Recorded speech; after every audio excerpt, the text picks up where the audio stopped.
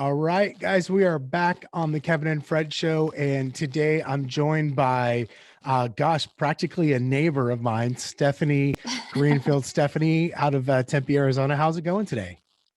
Hey, doing awesome. Thank you so much for having me. Yeah, and my pleasure. I'm so glad that we could do this today. So, Stephanie, for the folks that maybe who don't know you, like, let's do me a favor, like, take a minute and sort of introduce yourself. I obviously just gave away that you're in the Phoenix market here in Tempe, just like I am. But give us a like a 2 minute, introduction to who Stephanie is, how long you've been in real estate, and my favorite is like what got you to get into real estate, because we're all so different and with crazy backgrounds. I'm usually prior to real estate. Yes, I would love to. So I am a Phoenix native. It seems like there's more and more of us sticking around in Phoenix now these days, but it used to be kind of rare to find a Phoenix native. But I am one of those crazy people that stayed here my whole life and love the heat, hate the cold. So I went to high school in North Phoenix, to a small high school up there. And, I actually got my real estate license when I was 18 years old. Both of my parents are in real estate, have been their entire life. So it's kind of just a thing that we do in our family, which is turn 18, get your real estate license. It's kind of just expected of everybody in your family. Yeah, exactly. It's like, you know what all this stuff is. Just go take the test and make it official. So I got to ask, before you continue on, I feel like everyone I know who came up in I'll call it a real estate family, grew up going, I'm never going to get into real estate. I'm never going to get into real estate. And then you're taking my punchline. Oh, okay. Gosh. Okay. So, all right. So continue on. So you turn 18, you get a real estate license, because basically in your family, you have to. What happens next? Well, I do exactly what you just say. And I say, I am not doing real estate. I am not going to be any part of that. My parents do that. That's for them, whatever. So I continued on and went to ASU. So go Sun Devils. Went to ASU and I got 2 degrees in marketing and management from WP Carey there at ASU. Loved it, had a great time. I did a couple of real estate transactions in college, just kind of here and there, helping out my mom. But still, I said, nope, I'm not doing that. And I moved to LA actually for a couple of years, branched off and did something totally separate, which was executive compensation consulting. Super niche, kind of Very crazy niche. Yeah. Niche business. Yep. But I worked with a bunch of Fortune 500 companies, telling them what to pay their executives. So super interesting work, but all the while just kind of couldn't wait to come back to Phoenix. And when I did, by then I was past the 21-year-old anti-real estate, and I just dove right in and couldn't wait to have my own business. Awesome. So how long have you been full-time now in real estate, and like not just with a license, but actually working in it? So I've been full-time 7 years now. That's 7 years. Awesome. So tell Yeah. me, I know a lot of things have changed for you in the last 7 years. Including our market. You and I, you got licensed in 08. I was licensed in 07, which was basically the exact opposite of what's happening now, right? From market condition standpoint, having all of the inventory in the world to now having feels like no inventory. Right. What a crazy ride this has been on. Tell me, like, you decided to get back into real estate, or I should say kind of more like dive into real estate and actually give it your full-time attention. How did you get started? I know you obviously had a little bit of training and background from growing up and having had a license, but you still were coming out of a different industry, starting from zero. What are the things you did to get up and get going? Yeah, that's a great question. And I get asked that a lot too, especially because I started really full time when I was 23 years old. And so, yes, of course, some of my friends were buying houses, but not everybody when they're 23 buys their first house. So, normally they say, go to your sphere,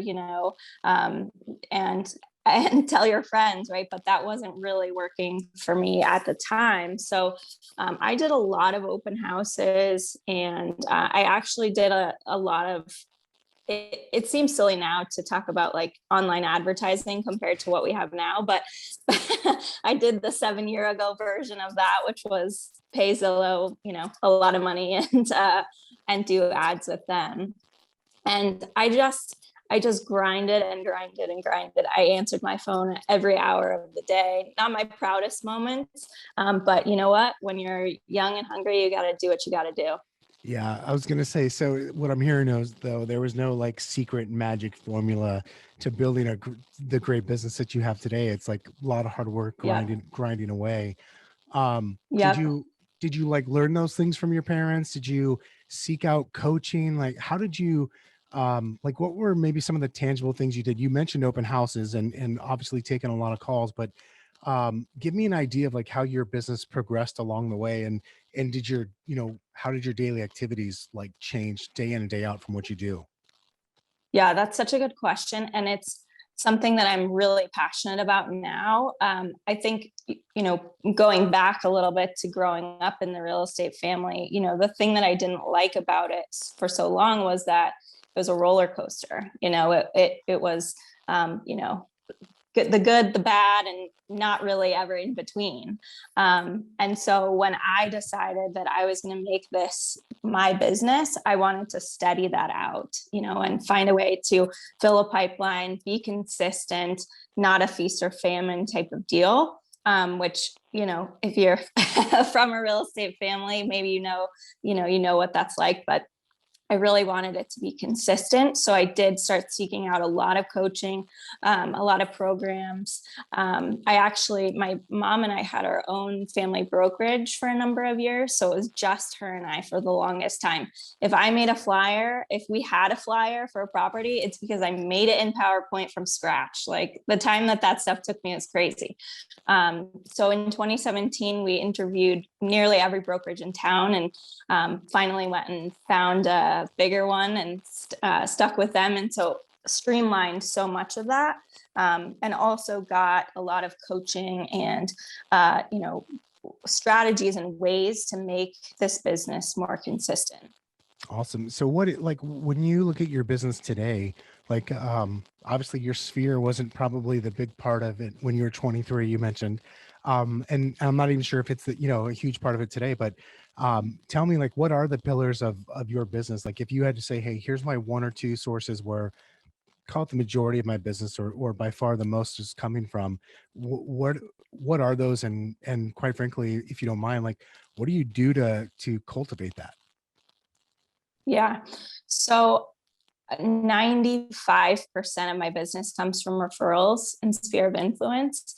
And so, word of mouth keeps me really busy. I would say the other 5% has started to become, before COVID, obviously, was open houses, just because I actually really like doing those. It's a great way to get in front of people. But I mean, for the 95%, I'm just really intentional about staying in touch with my people.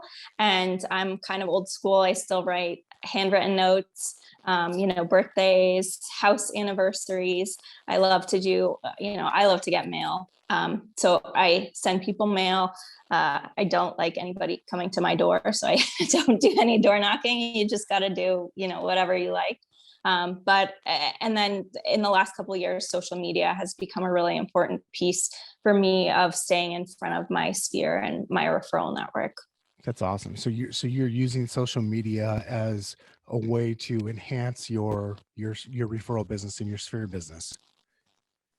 Yeah, totally. I mean, it's one of those things, right, where it's not always a direct connection. It's not every day somebody is reaching out on Instagram saying, hey, I want to, sell my house. Here's the address. Can you come over? But it's like, oh yeah, hey, I remember that you're doing this because I saw your post from 3 days ago or something, and they call me later on it. So it's really just staying in front of people. And, I find that the best posts, the ones that have the most response and reaction, are the ones adding value. So, trying to teach people about the market or teach people about what they should expect when they're selling or buying, that kind of stuff.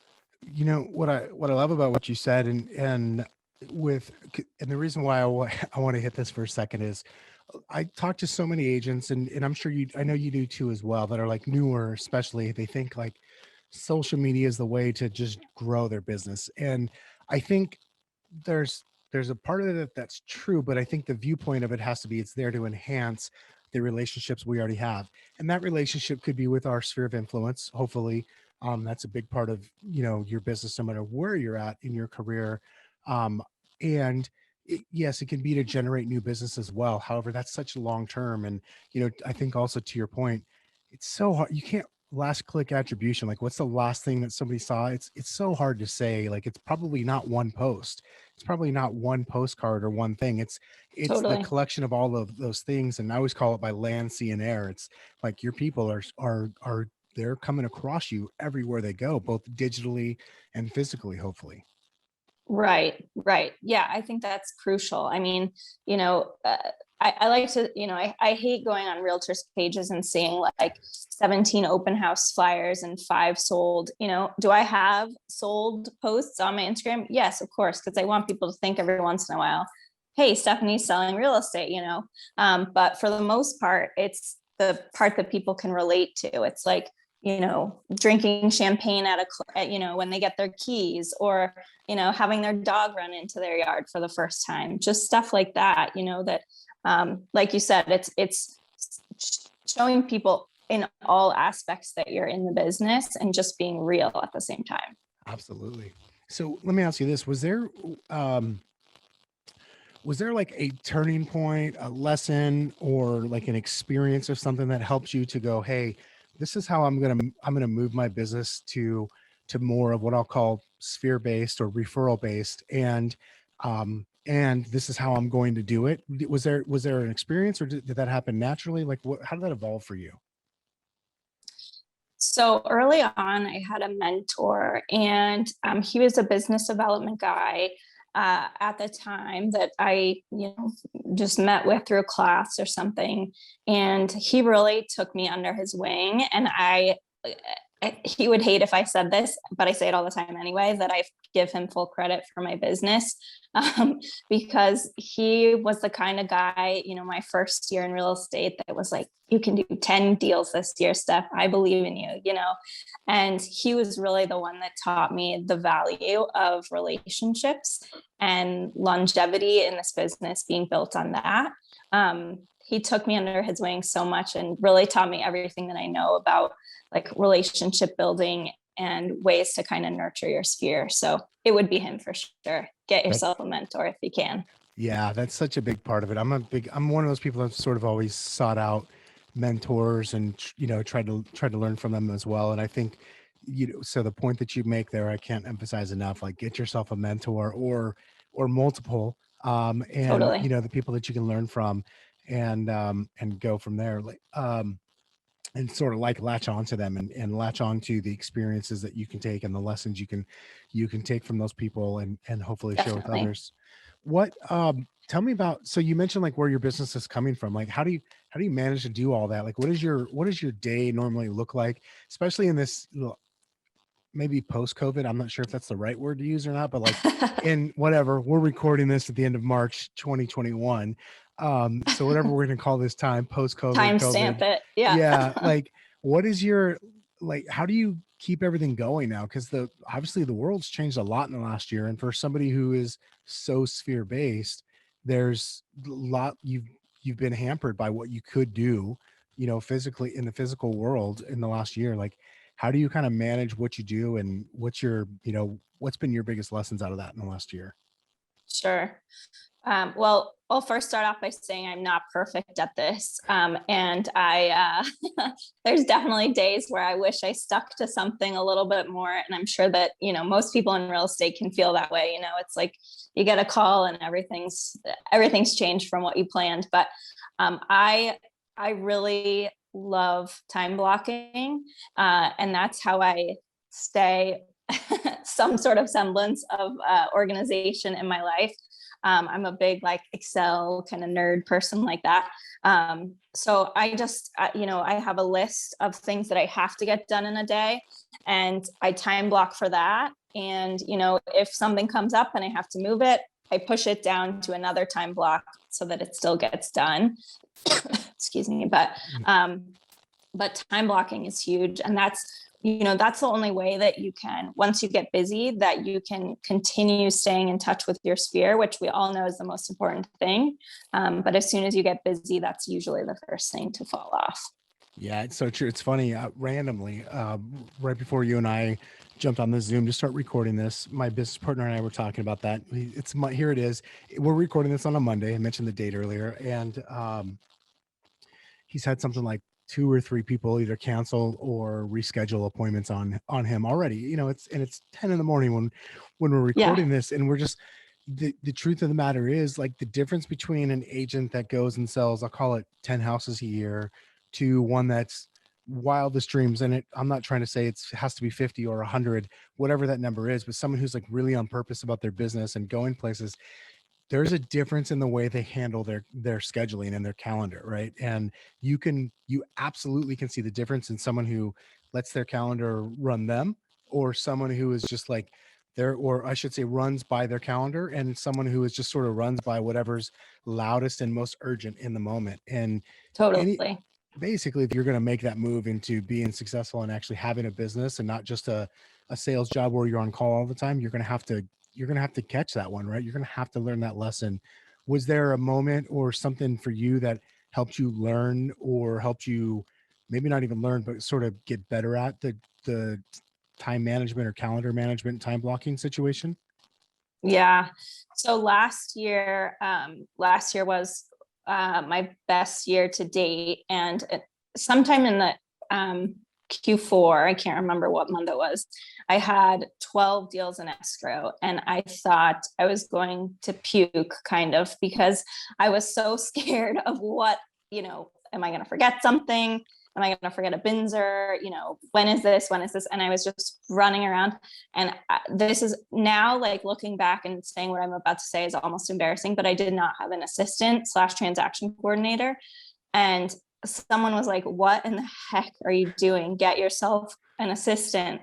I'm like, oh, okay. And that was a really overwhelming process, because I never hired anybody, and I'm like a control freak, which I think a lot of us are in real estate, and so there's a lot of letting go of the stuff that is not hourly good for me to be spending my time on, but honestly, now that I've done that, it has changed so many things so quickly for me, and I love her to death. I couldn't do it without her at this point. So I would just encourage people, like, if you're feeling a little crazy, think about what it is that you can delegate that makes more sense, for someone else to be doing, so you can get back into the things that generate you money every day. Yeah, it's so hard. Most of us want to do whatever we think we're supposed to do, which is usually kind of the loudest or the squeakiest wheel, right? And the reality is, not everything is equally important in our business. Right. And yet there are some things that are very important, but don't need to be done by you or me or ourselves, and other people can do them. And sort of just realizing that alone can be super empowering and super, like, it could be a great experience. And it's usually not, I don't want to say always, because I know a lot of people that kind of run around like a chicken with their head cut off that are really successful by any measure, maybe except for their home life, with their balance. But from like a business perspective, are very, they could be considered that. But the vast majority of agents who have turned into their sales, like their sales into an actual, from a job to a business, they've gone, okay, there's certain things that I should do. There's certain times that I should be doing them. And that we've got, you just learning how to tell the difference in what I should do or what I should be having someone else do, because we don't have to do everything ourselves. Yeah, totally. And when I think about, how much time I was spending uploading PDFs into my brokerage's, portal thing, like, not the highest and best use of my time. Yeah. Definitely not. Like, no doubt has to get done. It's kind of like, Hmm? Someone taught me something one time where you can look at it as like there's some activities that make money. That would be like maybe lead generation, right? Out with our sphere or communicating with our people. And there's other activities that are important and have to get done because they protect the money, right? So there's generating Yeah. the income, there's protecting the income as well. And mostly what we see is it's the generating the income is the hard part. The people, that's Yep. where the I don't want to say it's the hardest skill, but I would say it's the least it's mo not as many people can do it well, right? Yeah. And so, Sure. but there's a whole lot of people that can upload documents and check things off and make sure everything's right, and kind of, like I like to say, pick up the mess behind us, that can do that very well. That maybe they should be doing that, and we should be focused on generating more income. Yeah. 100%. 100%.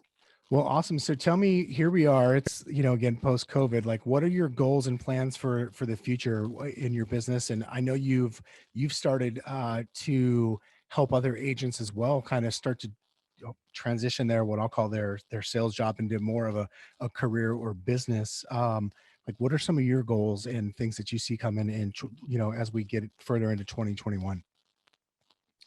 Yeah. So,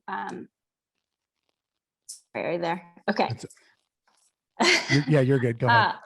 Okay. Just wanted to make sure.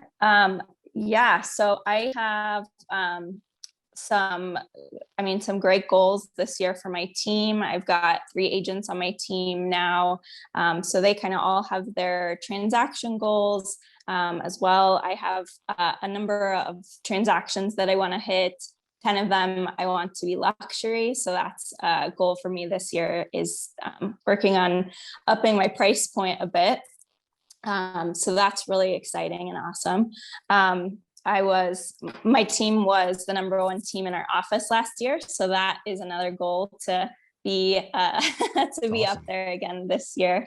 Thank you. Yeah, it was pretty exciting. And we have some awesome teams and awesome agents in my office as well. So I know I'm surrounded with good people there.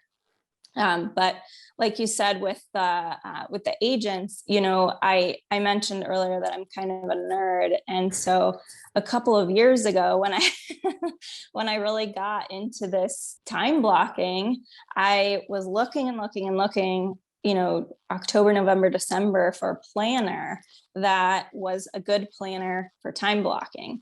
And I looked and I bought and I looked and I bought, and I didn't like any of them.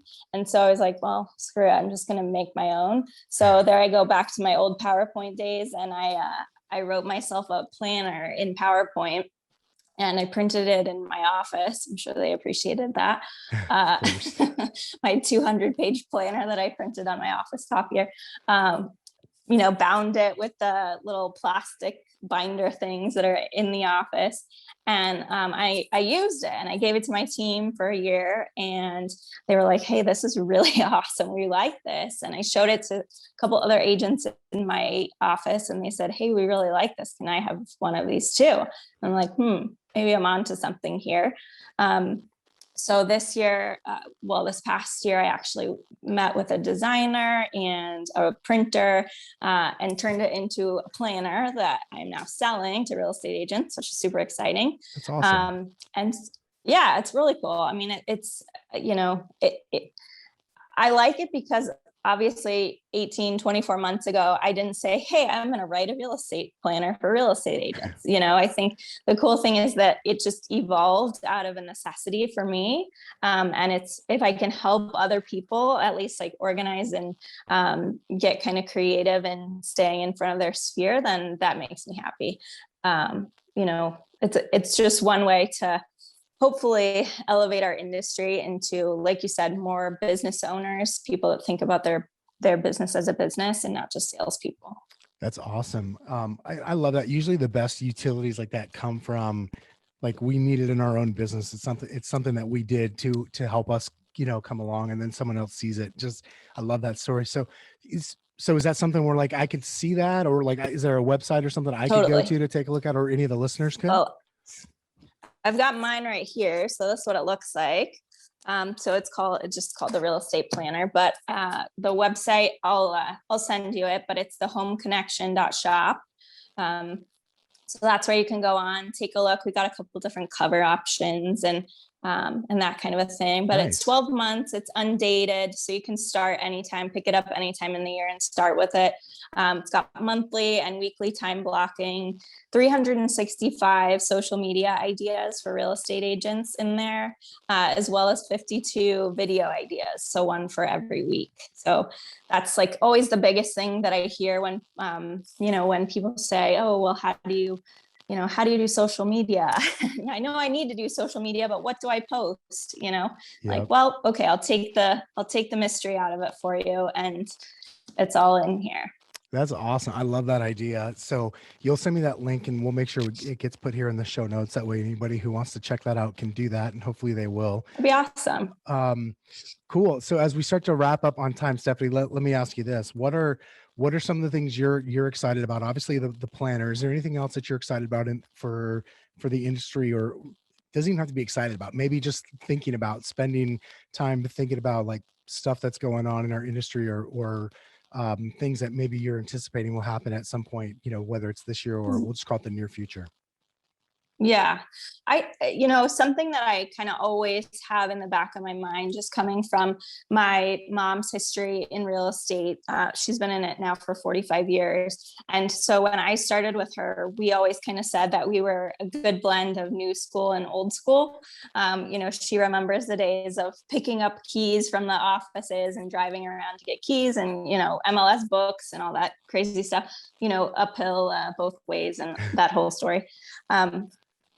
So, that's something that I always kind of keep in the back of my mind, though. And so what I'm actually excited about is, I think something that a lot of people are nervous about is how our industry is going to continue to change with technology. And lots of people are worried, every year it seems like people are like, oh, are realtors going to go away? Are they the middleman? I don't see it that way. I think that now more than ever, we have to be there for our clients to take them through the process, educate them, provide value in knowing the market, knowing houses, knowing pricing, all that stuff that an algorithm can't really know. So I'm excited about seeing how we as an industry can grow and, keep pace with the new technology that's inevitably going to come. That's awesome. Very cool. And a lot of that we could probably dive into for an hour or two. I'll just say yes, that I'm sure we could. I have some very similar thoughts, and I agree. I think consumers need us more than ever. And most of this technology is nothing more than an opportunity for us to grow as business people and to further serve the needs of the consumer, because that's how things change, Totally. right? The reality is consumer behavior is what we should all be responding to. And technology, I think, has just forced us as an industry to realize that. And so now we're having to realize that and work for it.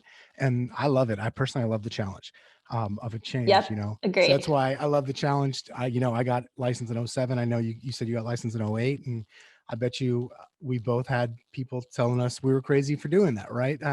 The reality is the market was tough, and I had friends who literally tried to stop me from doing it because they thought I was making a big mistake, and I saw it as a huge opportunity. And so I love a challenge. I love an opportunity. It sounds like you're of the same mindset. And I know a lot of other professionals feel the same way, and I think we'll also continue to embrace the challenges our industry has coming up. Definitely. Yeah. Agreed. Well, cool. So for anybody who wants to kind of catch up with you, obviously I said we'll put the link for the planner in the notes. If someone wanted to reach out and just touch base with you or kind of follow along your story, what's the best way for that? Is it social media? Is there a website, or what else should people do to keep in touch with you?